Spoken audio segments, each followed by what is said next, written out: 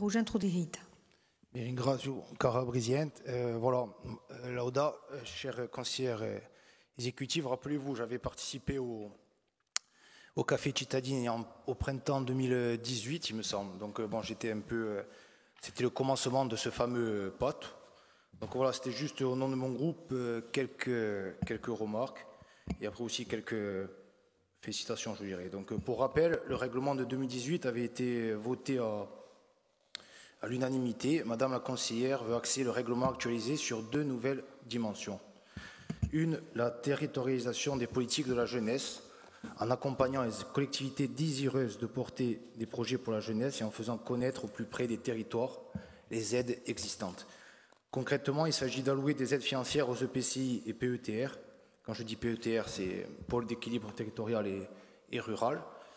Porteur de projet, d'apporter un soutien en formation et en technique. Sera proposé pour chaque EPCI la signature de contrats jeunesse territoriaux ou avec les communes ou les associations de territoire.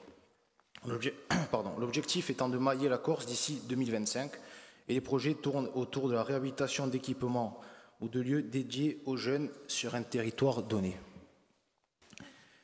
Sur le pouvoir d'agir des jeunes, des mesures restent sous-exploitées faute de porteurs de projets. D'où l'idée de communiquer davantage et d'en valoriser de nouvelles en faveur de projets d'entreprise ou pour promouvoir justement, vous l'avez évoqué, la mobilité internationale.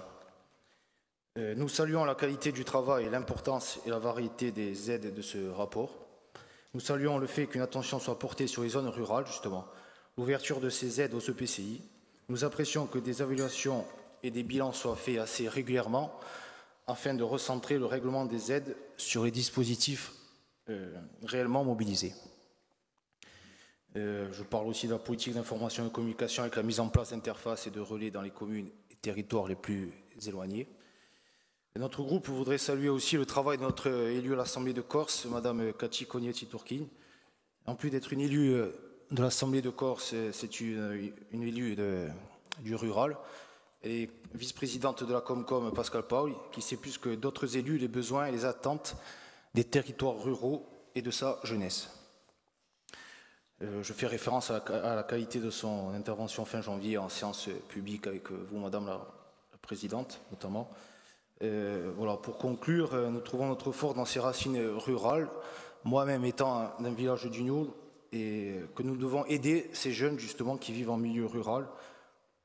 J'insiste bien sur ça pour une réelle égalité des chances et des territoires. Merci.